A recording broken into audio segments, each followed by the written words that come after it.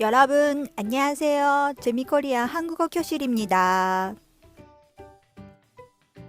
韓国語を学習していると、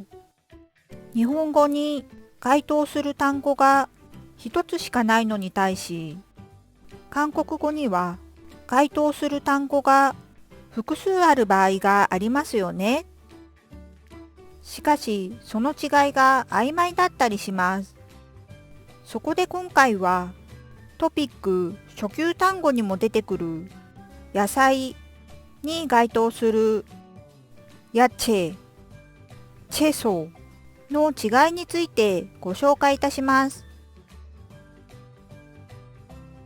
ヤチェ、チェソ、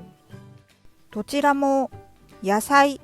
という意味で使われますが、どう違うのでしょうか。ヤチェは野菜の漢字をハングルにしたもので、チェソは菜草の漢字をハングルにしたものです。日本語では素菜と呼ばれています。最近は日本でも韓国でもどちらも野菜という意味で使われていますが、もともとはヤチェは野生になっている食べられる野菜のことを言い、チェソは食べることを目的として栽培された野菜のことを言います。そのため皆さんがスーパーで買っている野菜は食べることを目的として栽培された野菜なので、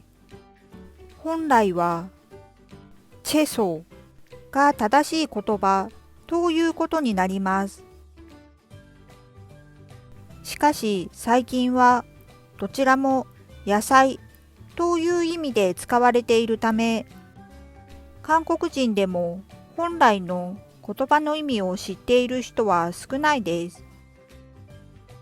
どちらも野菜という意味ですが、ヤチェは野生になっている食べられる野菜、チェソは食べることを目的として栽培された野菜という違いがあると覚えておきましょう。